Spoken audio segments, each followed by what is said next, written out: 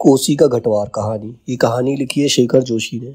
गुसाई का मन चिलम में भी नहीं लगा। महल की छां से उठकर वह फिर एक बार घट के अंदर आया। अभी छप्पर में 1/4 से अधिक गेहूं शेष था।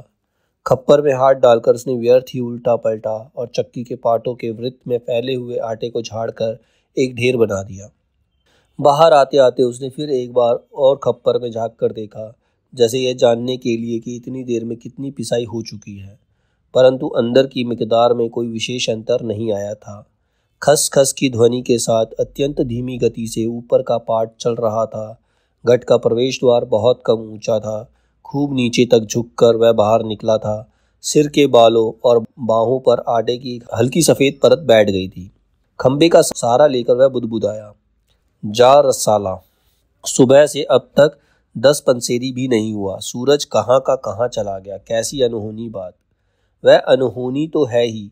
जेठ बीत रहा है, मतलब जून का महीना है। आकाश में कहीं बादलों के नामो निशान भी नहीं है। अन्य वर्षों अब तक लोगों की धान रुपाई पूरी हो जाती है, पर इस साल नदी नाले सब सूखे पड़े हैं। खेतों की सिंचाई तो दरकिनार, बीज की क्यारियां सूखी जा रही हैं। छोटे नालों गुलों के किनारे के घट महीनों से बंद हैं। कोसी के किनारे है गुसाई का यह घट, पर इसकी भी चाल ऐसी कि लद्दू घोड़े की चाल को मात देती है, बहुत धीरे धीरे। चक्की के निचले खंड में छचिर छचिर की आवाज के साथ पानी को काटती हुई मथानी चल रही थी। कितनी धीमी आवाज। अच्छे खाते पीते ग्वालों के घर में दही की मथानी इससे ज्यादा शोर करती है। इसी मथानी का वह शोर होता था कि आदमी को अपनी बात सुनाई नहीं देती, और अब तो भले नदी पार कोई बोले तो बात यहाँ सुनाई दे जाए। छप छप पुरानी फौजी पैंट को घुटनों तक मोड़कर गुसाई पानी की गुल के अंदर चलने लगा। कहीं कोई सुराख निकास हो तो बंद कर दे, एक बूंद पानी भी बाहर ना जाए। बूंद बूंद की कीमत है इन दिनों। प्राय आधा फर्लांग चलकर वह बांध पर पहुंचा। नदी की पूरी चौड़ाई को घेर कर पानी का बहाव घट की गूल की ओर सारा मोड़ दिया। किनारे की मिट्टी घास लेकर उसने बांध में 1-2 स्थान पर निकास बंद किया और फिर गुल के किनारे किनारे चलकर घट के पास आ गया। अंदर जाकर उसने फिर पाटों के वृत्त में फैले हुए आटे को बुहार कर ढेरी में मिला दिया। खप्पर में अभी थोड़ा बहुत गेहूं शेष था। वह उठकर बाहर आया।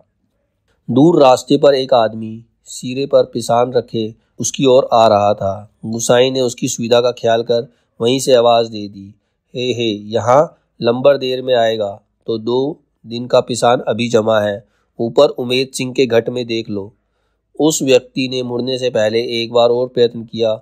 ऊंचे स्वर में पुकार कर बोला, जरूरी है जी, पहले हमारा लंबर ही लगा दोगे। गुसाई होठों से मुस्कुराया। रसाला कैसा चीखता है, जैसे घट की आवाज इतनी हो कि मैं सुन सकूं। कुछ कम ऊंची आवाज में उसने हाथ हिलाकर उत्तर दे दिया, यहाँ जरूरी का भी बाप रखा है जी, तुम ऊपर चले जाओ। वह आदमी लौट गया। महल की छांव में बैठकर गुसाई ने लकड़ी के जलते कुंदे को खोदकर चिलम सुलगाई और गुड़गुड़ करता हुआ धुआं उड़ाता रहा। खसर खसर चक्की का पाट चल रहा था। किट किट किट किट खप्पर से दाने गिराने वाली चिड़िया पाट पर टकरा रही थी। छिचिर छिचिर की आवाज के साथ मथानी पानी को काट रही थी। पत्थरों के बीच में टखने टखने तक फैला पानी क्या आवाज करेगा। पानी के गर्भ से निकलकर छोटे पत्थर भी अपना सिर उठाए आकाश को निहार रहे थे। दोपहरी ढलने पर भी इतनी तेज धूप, कहीं चिड़ैया भी नहीं बोलती। किसी प्राणी का प्रिय अप्रिय स्वर नहीं। सूखी नदी के किनारे बैठा गुसाई सोचने लगा, क्यों उस व्यक्ति को लौटा दिया। लौटा तो वह जाता ही घट के अंदर टच पड़े पिसान के थैलों को देखकर 2-4 क्षण की बातचीत का आसरा हो जाता। कभी कभी गुसाई को यह अकेलापन काटने लगता है। सूखी नदी के किनारे का अकेलापन नहीं, जिंदगी भर साथ देने के लिए जो अकेलापन उसके द्वार पर धरना देकर बैठ गया है, वही, जिसे अपना कह सके ऐसा किसी प्राणी का स्वर उसके लिए नहीं। पालतू कुत्ते बिल्ली का स्वर भी नहीं। क्या ठिकाना है ऐसे मालिक का जिसका घर द्वार नहीं, बीवी बच्चे नहीं, खाने पीने का ठिकाना नहीं। घुटनों तक उठी हुई पुरानी फौजी पैंट के मोड़े को गुसाई ने खोला। गुल में चलते हुए वह हिस्सा थोड़ा भीग गया था, पर इस गर्मी में उस भीगी पैंट की यह शीतलता अच्छी लगी। पैंट की सलवटों को ठीक करते करते गुसाई ने हुक्के की नली को मुंह से हटाया। उसके होठों के बाएं कोने पर हल्की सी मुस्कान उभर आई। बीती बातों की याद। गुसाई सोचने लगा, इसी पैंट की बदौलत यह अकेलापन उसे मिला है। नहीं, याद करने को मन नहीं करता। पुरानी, बहुत पुरानी बात वह भूल गया है, पर हवलदार साहब की पैंट की बात उसे नहीं भूलती। ऐसी ही फौजी पैंट पहनकर हवलदार धर्म सिंह आया था। लॉन्ड्री की धुली नोकदार क्रीज वाली पैंट। वैसी ही पैंट पहनने की महत्वाकांक्षा लेकर गुसाई फौज में गया था, पर फौज से लौटा तो पैंट के साथ साथ जिंदगी का अकेलापन भी उसके साथ आ गया। पैंट के साथ और कितनी ही स्मृतियां मुखर हैं।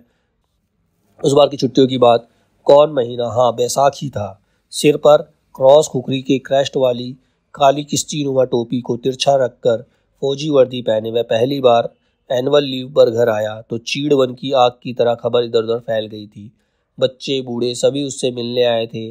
चाचा का गोठ एकदम भर गया था। ठसाठस बिस्तर की नई एकदम साफ जगमग लाल नीली धारियों वाली दरी आंगन में बिछानी पड़ी थी लोगों को बिठाने के लिए। खूब याद है, आंगन का गोबर दरी में लग गया था। बच्चे बूढ़े सभी आए थे।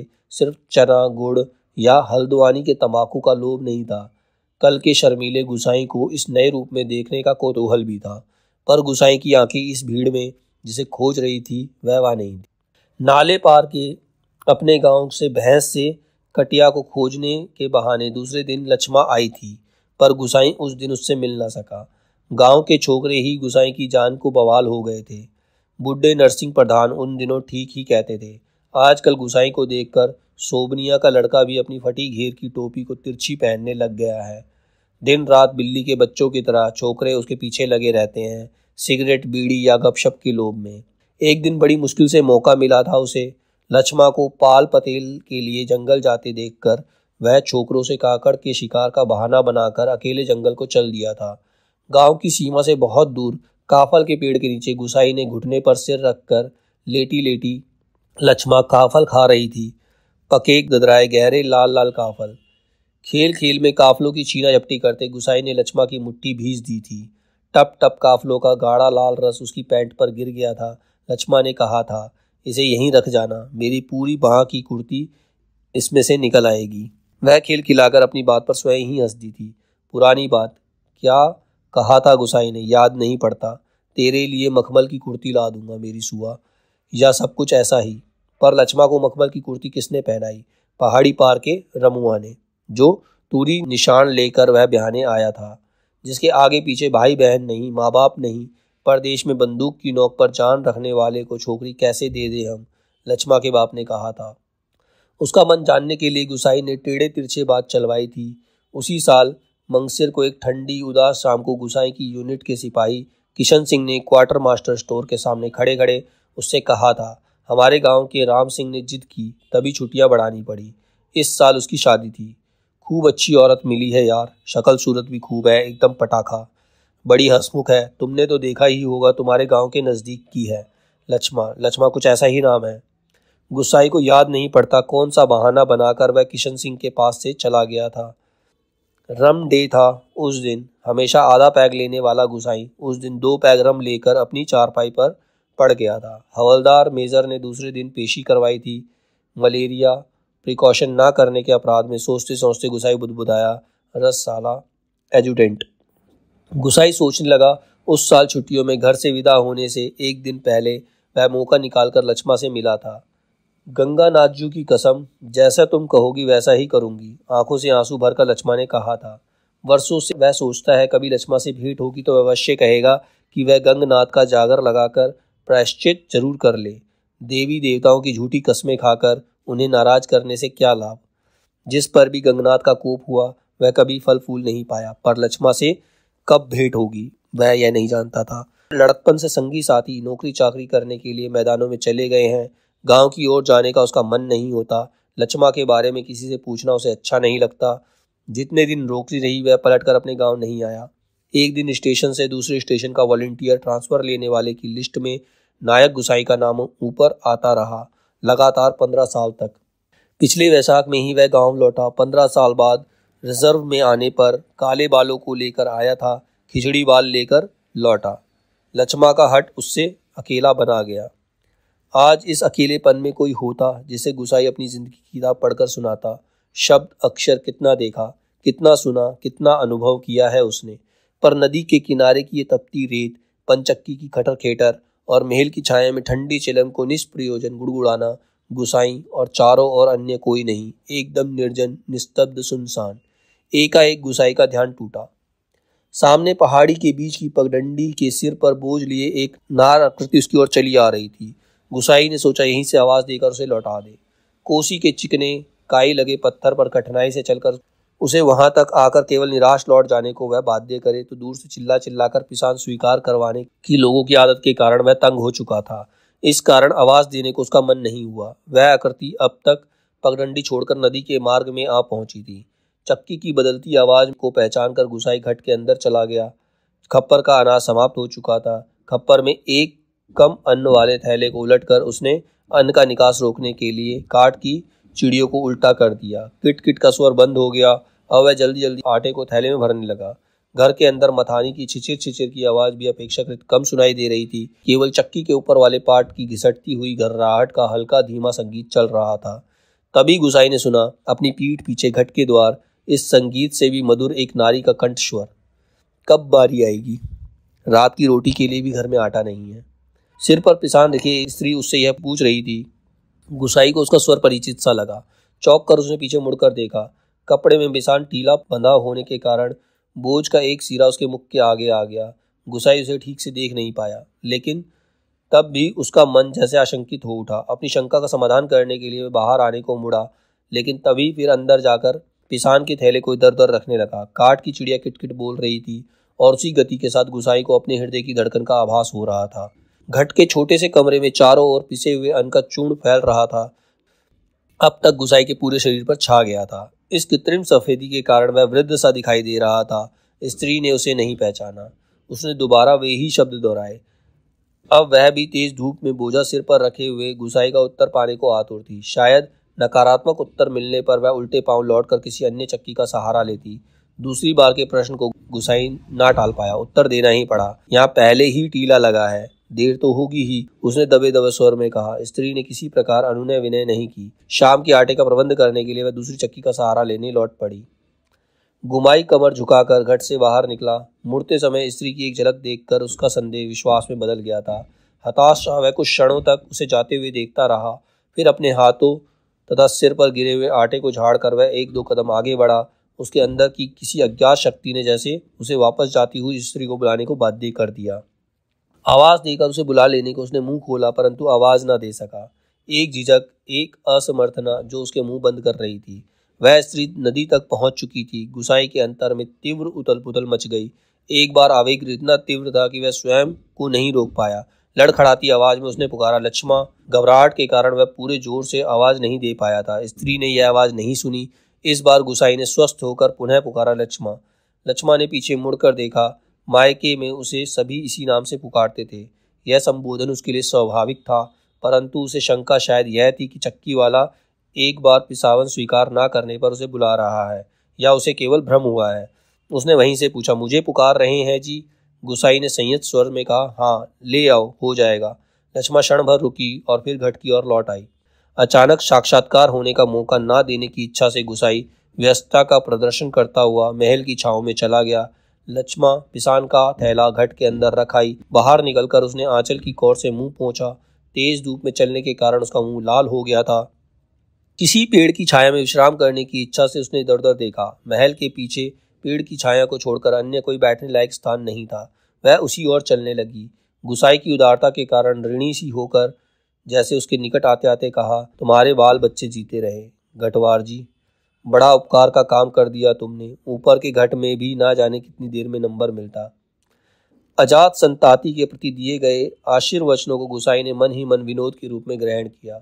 इसका कारण उसकी मानसिक उथल पुथल कुछ कम हो गई। लक्ष्मा उसकी ओर देखे। इससे पूर्व ही उसने कहा, जीते रहे तेरे बाल बच्चे लक्ष्मा, मायके कब आई? गुसाई ने अंतर की घुमड़ती आंधी को रोककर यह प्रश्न इतने संयत स्वर में किया जैसे वह भी अन्य 10 आदमियों की तरह लक्ष्मा के लिए एक साधारण व्यक्ति हो। दाड़िम की छाया में पान पतेल झाड़कर बैठते लक्ष्मा ने शंकित दृष्टि से गुसाई की ओर देखा। कोसी की सूखी धार अचानक जल प्लावित होकर बहने लगी। तो भी लक्ष्मा को इतना आश्चर्य नहीं होता जितना अपने स्थान से केवल 4 कदम की दूरी पर गुसाई को इस रूप में देखने पर हुआ। विस्मय से आंखें फाड़कर वह उसे देखे जा रही थी, जैसे अब भी उसे विश्वास ना हो रहा हो कि जो व्यक्ति उसके सम्मुख बैठा है वह उसका पूर्व परिचित गुसाई ही है। तुम जाने लक्ष्मा क्या कहना चाहती थी। शेष शब्द उसके कंठ में ही रह गए। हाँ, पिछले साल पलटन से लौट आया था। वक्त काटने के लिए घट लगवा लिया। गुमाई ने उसकी जिज्ञासा शांत करने के लिए कहा और होठों पर मुस्कान लाने की असफल कोशिश की। कुछ क्षणों तक दोनों कुछ नहीं बोले। फिर कुशाई ने पूछा, बाल बच्चे ठीक है? आंखें जमीन पर टिकाए गर्दन हिलाकर संकेत से ही उसने बच्चों की कुशलता की सूचना दे दी। जमीन पर गिरे एक दाड़िम के फूल को हाथों में लेकर लक्ष्मा उसकी पंखड़ियों को एक एक कर निर्देश तोड़ने लगी और गुसाई पतली सीख लेकर आग को कुरेदता रहा। बातों का क्रम बनाए रखने के लिए गुसाई ने पूछा, तू अभी और कितने दिन मायके ठहरने वाली है? अब लक्ष्मा के लिए अपने को रोकना असंभव हो गया था। टप टप वह सिर नीचा किए आंसू गिराने लगी। सिसकियों के साथ साथ उसके उठते गिरते कंधों को गुसाई देखता रहा। उससे यह नहीं सूझ रहा था कि वह किन शब्दों में अपनी सहानुभूति प्रकट करे। इतनी देर बाद सहसा गुसाई का ध्यान लक्ष्मा के शरीर की ओर गया और उसके गले में काला चरेऊ सुहाग चिन्ह मतलब मंगलसूत्र नहीं था। हतप्रभ था गुसाई उसे देखता रहा। अपनी व्यावहारिक अज्ञानता पर उसे बेहद झुंझलाहट हो रही थी। अब अचानक लक्ष्मा से भेंट हो जाने पर वह उन सब बातों को भूल गया था जिन्हें वह कहना चाहता था। इन क्षणों में वह केवल मात्र श्रोता बनकर रह जाना चाहता था। गुसाई की सहानुभूतिपूर्ण दृष्टि पाकर लक्ष्मा आंसू पोंछती हुई अपना दुखड़ा रोने लगी। जिसका भगवान नहीं होता उसका कोई नहीं होता। जेठ जिठानी ने किसी तरह पिंड छुड़ाकर यहाँ माँ की बीमारी में आई थी, वह भी मुझे छोड़कर चली गई। एक अभागा मुझे रोने को रह गया है, उसी के लिए जीना पड़ रहा है, नहीं तो पेट पर पत्थर बांधकर कहीं डूब मरती, जंजाल करता। यहाँ काका काकी के साथ रह रही हो? गुसाई ने पूछा। मुश्किल पड़ने पर कोई किसी का नहीं होता जी। बाबा की जायदाद पर उसकी आंखें लगी हैं, सोचते हैं कहीं मैं हक न जमा लूं। मैंने साफ साफ कह दिया, मुझे किसी का लेना देना नहीं है। जंगलात का लीसा ढो ढो कर अपनी गुजर कर लूंगी, किसी की आंख का कांटा बनकर नहीं रहूंगी। गुसाई ने किसी प्रकार मौखिक संवेदना नहीं प्रकट की, केवल सहानुभूतिपूर्ण दृष्टि से उसे देखता भर रहा। दाड़िम के वृक्ष के पीछे पीठ टिकाकर लक्ष्मा घुटने मोड़कर बैठी थी। गुसाई सोचने लगा, 15-16 साल किसी की जिंदगी में अंतर लाने के लिए कम नहीं होते। समय का अंतराल लक्ष्मा के चेहरे पर भी एक छाप छोड़ गया था, पर उसे लगा उस छाप के नीचे वह आज भी 15 वर्ष पहले की लक्ष्मा को देख रहा है। कितनी तेज धूप है इस साल। लक्ष्मा का स्वर उसके कानों में पड़ा, प्रसंग बदलने के लिए, जैसे लक्ष्मा ने यह बात जानबूझकर कही हो। और अचानक उसका ध्यान उस ओर चला गया जहां लक्ष्मा बैठी थी। दाड़िम की फैली फैली अधढकी डालों से छनकर धूप उसके शरीर पर पड़ रही थी। सूरज की एक पतली किरण ना जाने कब से लक्ष्मा के माथे पर गिरी हुई एक लट को सुनहरी रंगीनी में डुबा रही थी। गुसाई एक टक उसे देखता रहा। दोपहर तो बीत चुकी होगी, लक्ष्मा ने प्रश्न किया तो गुसाई का ध्यान टूटा। हाँ, अब तो 2 बजने वाले होंगे। उसने कहा, उधर धूप लग रही हो तो इधर आ जाओ छांव में। कहता हुआ गुसाई एक जम्हाई लेकर अपने स्थान से उठ खड़ा हुआ। नहीं नहीं, यही ठीक है, कहकर लक्ष्मा ने गुसाई की ओर देखा, लेकिन वह अपनी बात कहने के साथ ही दूसरी ओर देखने लगा था। घट में कुछ देर पहले डाला हुआ पिसान समाप्ति पर था। नंबर पर रखे हुए पिसान की जगह उसने जाकर जल्दी जल्दी लक्ष्मा का अनाज खप्पर से खाली कर दिया। धीरे धीरे चलकर गुसाई गुल के किनारे तक गया, अपनी अंजुली से भर भर कर उसे पानी पिया और फिर पास ही एक बंजर घट के अंदर जाकर पीतल और एल्यूमिनियम के कुछ बर्तन आग के निकट लेकर लौटा। आसपास पड़ी हुई सूखी लकड़ियों को बटोरकर उसने आग सुलगाई और एक कालिक पुती बटलोई में पानी रखकर जाते जाते लक्ष्मा की और मुंह कर कर कह गया, चाय का टाइम भी हो रहा है, पानी उबल जाए तो पत्ती डाल देना, पुड़िया में पड़ी है। लक्ष्मा ने उत्तर नहीं दिया। वह उसे नदी की ओर जाने वाली पगडंडी पर जाता हुआ देखती रही। सड़क के किनारे की दुकान से दूध लेकर लौटते लौटते गुसाई को काफी समय लग गया था। वापस आकर उसने देखा एक 6-7 वर्ष का बच्चा लक्ष्मा की देह से सटकर बैठा हुआ है। बच्चे का परिचय देने की इच्छा जैसे लक्ष्मा ने कहा, इस छोकरे को घड़ी भर के लिए भी चैन नहीं मिलता, जाने कैसे पूछता खोजता मेरी जान खाने यहाँ भी पहुँच गया है। गुसाई ने लक्ष्य किया कि बच्चा बार बार उसकी दृष्टि बचाकर माँ से किसी चीज के लिए जिद कर रहा है। एक बार झुंझलाकर लक्ष्मा ने झिड़क दिया, चुप रह, अभी लौट कर घर जाएंगे, इतनी सी देर में मरा क्यों जा रहा है। चाय के पानी में दूध डालकर गुसाई फिर उसी बंजर घट में गया। एक थाली में आटा लेकर वह गुल के किनारे बैठा बैठा उसे गूंथने लगा। महल के पेड़ की ओर आते समय उसने साथ में 1 बर्तन और ले लिए। लक्ष्मा ने बटलोई में दूध चीनी डालकर चाय तैयार कर दी थी। 1 गिलास, 1 एल्यूमिनियम का मग और 1 एल्यूमिनियम की मैश टिन में गुसाई ने चाय डालकर आपस में बांट ली और पत्थरों से बने बेढंगे चूल्हे के पास बैठकर रोटियां बनाने का उपक्रम करने लगा। हाथ का चाय का गिलास जमीन पर टिकाकर लक्ष्मा उठी, आटे की थाली अपनी ओर खिसकाकर और स्वयं रोटी पका देने की इच्छा ऐसे स्वर में प्रकट की कि गुसाई ना कह सका। वह खड़ा खड़ा उसे रोटी पकाते हुए देखता रहा। गोल गोल डिब्बिया सरी की रोटियां चूल्हे में सिकने लगी, खिलने लगी। बरसों बाद गुसाई ने ऐसी रोटियां देखी थी जो अनिश्चित आकार की फौजी लंगर की चपातियों या स्वयं उसके हाथ से बनी बेडोल रोटियों से एकदम अलग थी। आटे की लोई बनाते समय लक्ष्मा के छोटे छोटे हाथ बड़ी तेजी से घूम रहे थे। कलाई में पहने हुए चांदी के कड़े जब कभी आपस में टकरा जाते तो खन खन का एक अत्यंत मधुर स्वर निकलता। चक्की के पाट पर टकराने वाली काठ की चिड़ियों का स्वर कितना नीरस हो सकता है, यह गुसाई ने आज पहली बार अनुभव किया। किसी काम से वह बंजर घट की ओर गया और बड़ी देर तक खाली बर्तन डिब्बों को उठाता रखता रहा। वह लौट कर आया तो लक्ष्मी रोटियां बनाकर बर्तनों को समेट चुकी थी, अब आटे से सने हाथों को धो रही थी। गुसाई ने बच्चे की ओर देखा, वह दोनों हाथों में चाय के मग थामे टकटकी लगाकर गुसाई को देखे जा रहा था। लक्ष्मी ने आग्रह के स्वर में कहा, चाय के साथ खानी हो तो खा ले, फिर ठंडी हो जाएगी। मैं तो अपने टाइम से ही खाऊंगा। यह तो बच्चे के लिए स्पष्ट कहने में उसे झिझक महसूस हो रही थी, जैसे बच्चे के संबंधित चिंतित होने की उसकी चेष्टा अनाधिकार हो। ना ना जी, वह तो अभी घर से खाकर ही आ रहा है, मैं रोटियां बनाकर रख आई थी। अत्यंत संकोच के साथ लक्ष्मा ने आपत्ति प्रकट कर दी। हाँ, यूं ही कहती है, कहाँ रखी थी रोटियां घर में? बच्चे ने रुआसी आवाज में वास्तविक स्थिति स्पष्ट कर दी। वह ध्यानपूर्वक अपनी माँ और इस अपरिचित व्यक्ति की बातें सुन रहा था और रोटियों को देखकर उसका संयम ढीला पड़ गया था। चुप! आंखें तर्रेर कर लक्ष्मा ने उसे डांट दिया। बच्चे के इस कथन से उसकी स्थिति हास्यास्पद हो गई थी। लज्जा से उसका मुंह आरक्त हो उठा। बच्चा है, भूख लगाई होगी, डांटने से क्या फायदा? गुसाई ने बच्चे का पक्ष लेकर 2 रोटियां उसकी ओर बढ़ा दी, परंतु माँ की अनुमति के बिना वह स्वीकार करने का साहस बच्चे को नहीं हो रहा था। वह ललचाई दृष्टि से कभी रोटियों की ओर कभी माँ की ओर देख लेता था। गुसाई के बार बार आग्रह करने पर भी बच्चा रोटियां लेने में संकोच करता रहा तो लक्ष्मा ने उसे झिड़क दिया, मर, अब ले क्यों नहीं लेता? जहां जाएगा वहीं अपने लक्षण दिखाएगा। इससे पहले कि बच्चा रोना शुरू कर दे, गुसाई ने रोटियों के ऊपर एक टुकड़ा गुड़ का रखकर बच्चों के हाथों में दिया। भरी भरी आंखों से इस अनोखे मित्र को देखकर बच्चा चुपचाप रोटी खाने लगा और गुसाई कौतुकपूर्ण दृष्टि से उसे हिलते हुए होठों को देखता रहा। इन छोटे से प्रसंग के कारण वातावरण में एक तनाव सा आ गया था, जिसे गुसाई और लक्ष्मा दोनों ही अनुभव कर रहे थे।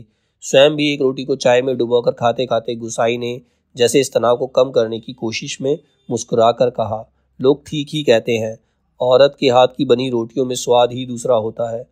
लक्ष्मा ने करुण दृष्टि से उसकी ओर देखा। गुसाई हो कर खोखली हंसी हंस रहा था। कुछ साग सब्जी होती तो बेचारा एक आधी रोटी और खा लेता। गुसाई ने बच्चे की ओर देखकर अपनी विवशता प्रकट की। ऐसे ही खाने पीने वालों की तकदीर लेकर पैदा हुआ होता तो मेरे भाग्य क्यों पड़ता?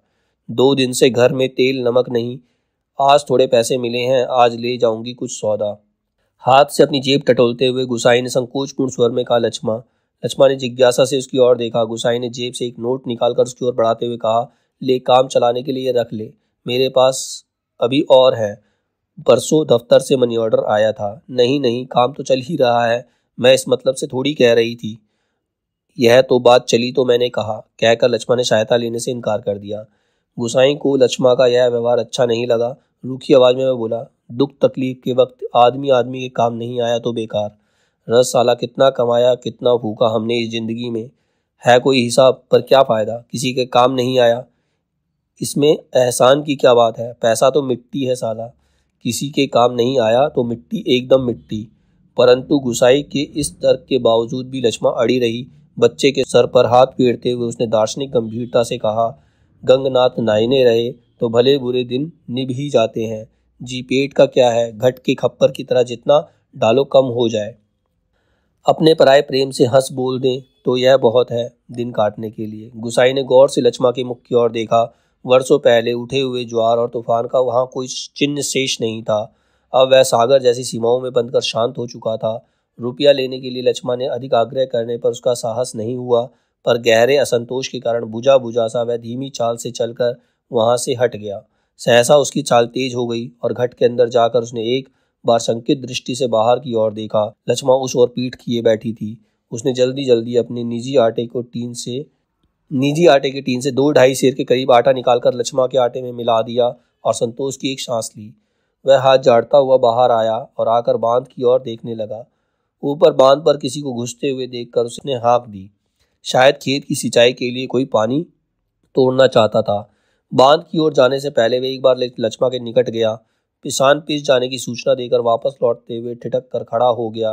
मन की बात कहने में जैसे झिझक हो रही हो। अटक कर वह बोला, लक्ष्मा। लक्ष्मा ने सिर उठाकर उसकी ओर देखा।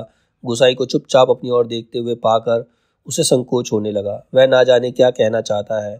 इस बात की आशंका से उसके मुंह का रंग अचानक फीका होने लगा। पर गुसाई ने झिझकते हुए केवल इतना ही कहा, कभी 4 पैसे जुड़ जाएं तो गंगनाथ का जागर लगाकर भूल चूक की माफी मांग लेना। पूत परिवार वालों को देवी देवताओं के कोप से बचा रहना चाहिए। लक्ष्मा की बात सुनने के लिए वह नहीं रुका। पानी तोड़ने वाले खेतीहर से झगड़ा निपटाकर कुछ देर बाद लौटते हुए उसने देखा, सामने वाले पहाड़ की पगडंडी पर सर पर आटा लिए लक्ष्मा अपने बच्चे के साथ धीरे धीरे चली जा रही थी। वह उन्हें पहाड़ी के मोड़ तक पहुंचने तक टकटकी बांधे देखता रहा। घट के अंदर काठ की चिड़िया अब भी किटकिट की आवाज कर रही थी। चक्की का पाट खिसर खिसर चल रहा था और मथानी पानी काटने की आवाज आ रही थी। और कहीं कोई स्वर नहीं, सब सुनसान निस्तब्ध।